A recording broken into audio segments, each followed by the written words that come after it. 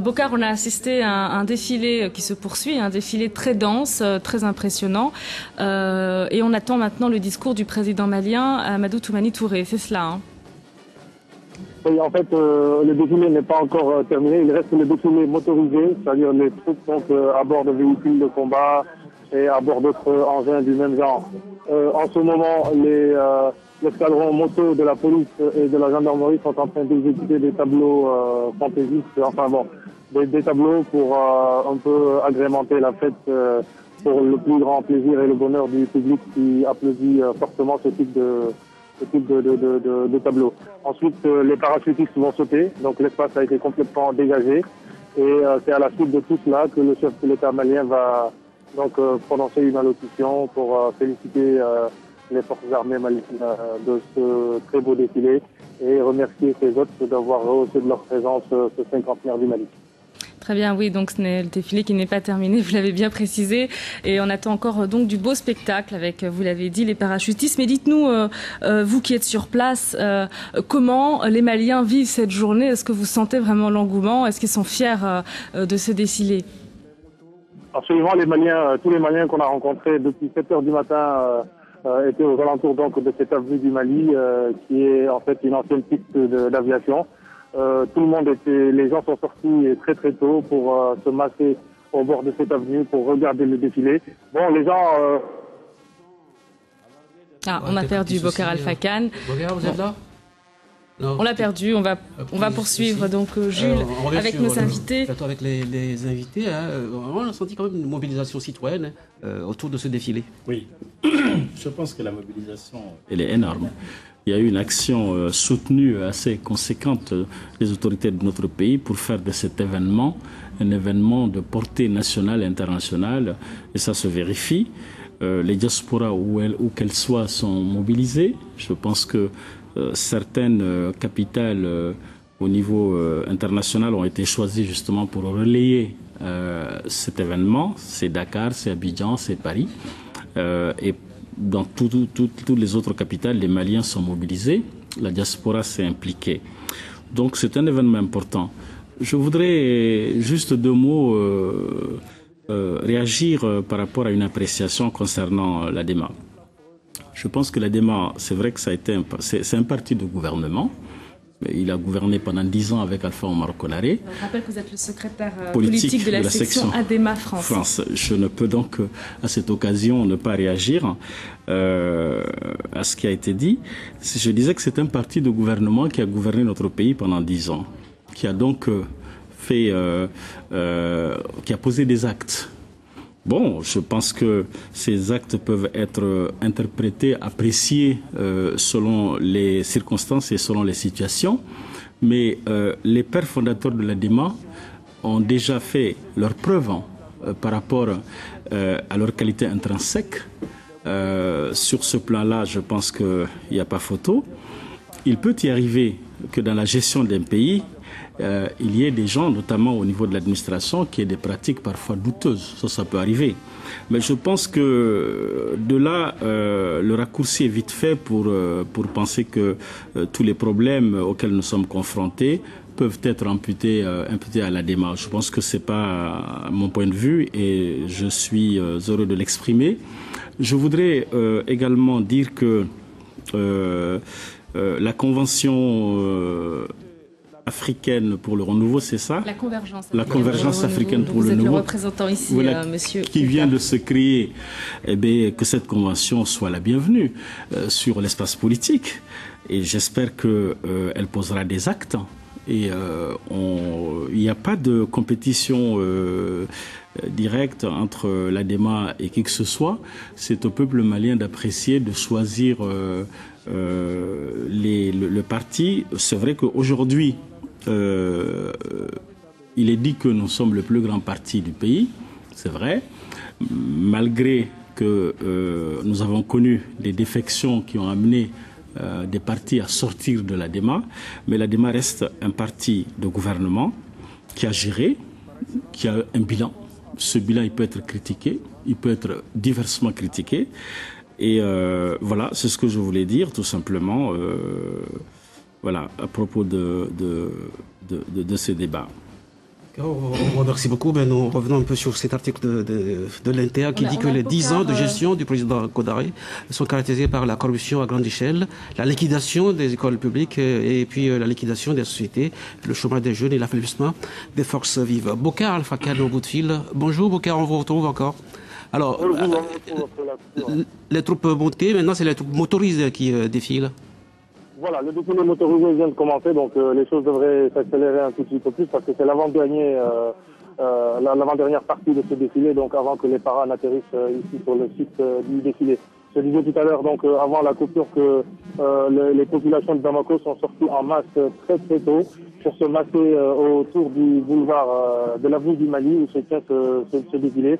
Les gens sont très contents et apprécient beaucoup les tableaux réalisés notamment par l'escadron moto de la gendarmerie et de la police, les tableaux aériens réalisés par l'armée de l'air malienne, et sans doute que le saut des paras sera juste parce qu'ils vont atterrir ici donc sur le site du défilé, et ce sera donc le clou de cette célébration du cinquantenaire avant que le président Amadou Toumani Touré ne prenne la parole pour remercier ses invités et sans doute féliciter les forces armées maliennes pour l'organisation de ce défilé qui, je le rappelle, vous le voyez sur vos écrans, est impeccable. Merci beaucoup, Bokar Al-Fakan. Vous restez toujours allié avec nous depuis Bamako. Voilà, donc on poursuit avec vous, messieurs. On arrive à la fin de ce défilé et évidemment on suivra, je vous le rappelle, le discours du président ATT à l'issue de ce défilé. Peut-être qu'on peut poursuivre. Est-ce que vous voulez répondre aux propos de M. Sidibé Oui, bon, pas répondre, c'est l'avis du grand frère que je respecte. Mais en même temps, je voudrais dire qu'aujourd'hui, c'est l'occasion pour les Maliens et les Maliennes de se dire certaines choses en face. Et ce n'est pas un procès d'intention, nullement. Et je pense que quiconque veut le progrès du Mali doit pouvoir dire objectivement certaines vérités.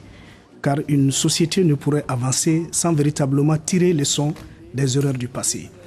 Et je pense que le fait de ne pas rompre avec l'ancien système a été une erreur historique de la part de l'ADEMA. Et cela, moi personnellement, je ne peux le tolérer. Et je crois que si le renouveau est possible ailleurs, il faut aller le chercher. Les Maliens aiment le Mali, mais c'est les hommes politiques qui, quelque part, nous donnent le dégoût de ce pays, par les pratiques qu'ils instaurent. Prenez le renouveau, qu'est-ce que vous entendez par renouveau concrètement? J'en viens tout de suite. Et je crois que après le 26 mars, l'aspiration que portait le peuple malien, c'était une chance pour l'ADEMA d'apporter une réponse à ces questions-là. À savoir donner une perspective au Mali, donner de l'emploi aux Maliens. En lieu et place, il y a eu une libéralisation sauvage de l'économie malienne. Notre marché a été ouvert tous azimuts pour le bien de certains hommes politiques et non pour le bien du pays. Je crois que quand de telles erreurs se passent, il faut se le dire en face. Mais cela dit, je ne nie pas ce qu'on peut mettre au compte de l'ADEMA comme positif par rapport au Mali. Je crois que le président Konaré, c'est un patriote qui s'est illustré à plusieurs occasions, mais cela ne fasse pas du tout ces erreurs-là, qui, à mon avis, n'appartient pas à un individu, mais c'est l'œuvre d'un système, je le répète. Et ce renouveau dont je parlais tantôt, qui doit aujourd'hui répondre à ce besoin d'opposition au Mali. Je crois qu'une des tares de notre démocratie, c'est l'absence de cette opposition. Mais c'est vrai que vous focalisez sur l'ancien président Alpha Oumar Konaré, mais vous semblez occulter le double mandat du président ATT. J'en viens à ATT. Je pense que le CTSP a été un passage assez bref et qui a été facilité par les partis et les syndicats. Et pour cela, je n'ai pas grand-chose à dire. Et je le remercie pour la tâche accomplie. Mais aujourd'hui, je pense qu'à partir de 1997, le bilan de ATT c'est autre, non, c'est 2097, je pense. Le bilan de ATT est tout autre. Et je crois que c'est les conditions politiques qui ont précipité l'arrivée d'ATT au pouvoir encore. Et à cela, ça serait bien de préciser que l'auteur du 26 mars, l'acteur principal du 26 mars ne pouvait pas rester en marge de ces événements. Car la surenchère politique qui existait, qui est l'émanation de l'échec du mouvement démocratique, cette surenchère ne pouvait qu'interpeller ATT son sens de patriotisme pour venir au secours du Mali. Vous voulez juste répondre après la passer au défilé motorisé? Je voulais juste, moi je ne souhaitais pas ramener ce débat-là au débat politico-politicien, parce que si on veut faire le véritable débat sur ce problème-là, on parlait de rupture tout à l'heure. Quand l'ADEMA arrivait au pouvoir, il y avait des classes de double niveau à travers la République du Mali, c'est-à-dire dans une seule et même école, tu peux trouver deux classes, deux niveaux dans une même salle de classe. Les salaires n'étaient pas versés depuis des mois et des mois entiers.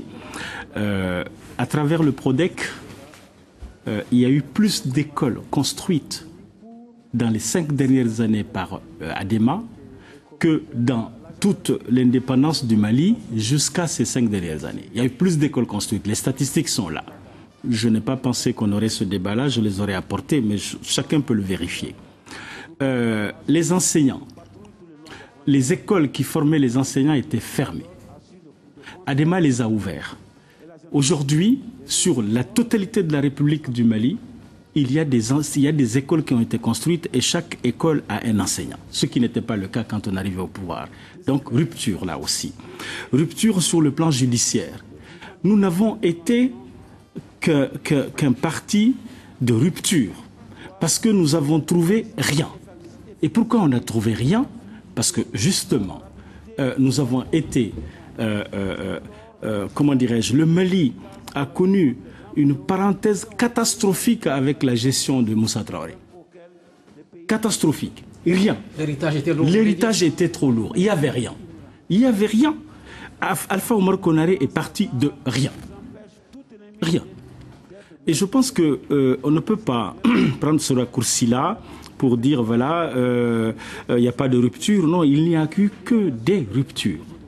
Voilà, c'est ce que je voulais dire tout simplement, en souhaitant qu'on ne s'enferme pas dans ce débat-là, parce que ça n'est à l'avantage de personne. Vous êtes compris, on va tourner la page, on laisse passer un peu le défilé pour que si nos téléspectateurs... Non, on va y revenir, parce que là, c'est pas une passe d'armes entre pas du tout. Moi, je continue. La convention démocratique pour la convergence démocratique pour le renouveau et la débat.